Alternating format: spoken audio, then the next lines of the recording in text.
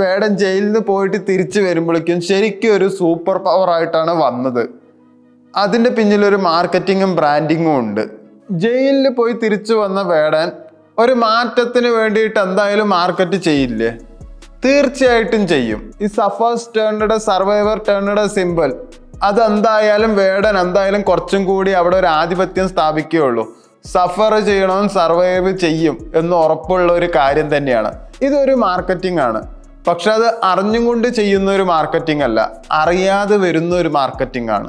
ജയിലിൽ നിന്ന് വന്നതിന് ശേഷം വേടന്റെ മാർക്കറ്റ് ഉയർന്നുകൊണ്ട് നെറ്റ്ഫ്ലിക്സ്, സ്പോട്ടിഫൈ, ഡോക്യുമെന്റേഷൻ, യൂട്യൂബ് അങ്ങനെയുള്ള എല്ലാ മ്യൂസിക് ആൻഡ് എന്റർടൈൻമെന്റ് ബ്രാൻഡ്സും വേടന് വേണ്ടിയിട്ട് ഇനി നിൽക്കും.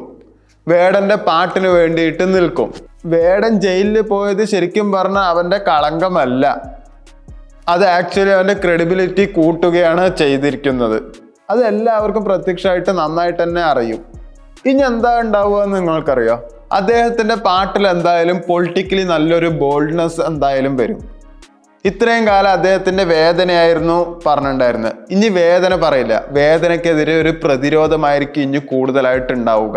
ഞാൻ ജാതിയാൽ തന്നെ കുറ്റക്കാരനാക്കിയവർക്കെതിരെ ഞാൻ തന്നെ വീണ്ടും പാടി കാണിക്കും എന്നൊരു പറച്ചിൽ അദ്ദേഹത്തിന്റെ റിലിക്സിലും ഇന്റർവ്യൂസിലും നമുക്ക് കാണാൻ പറ്റും.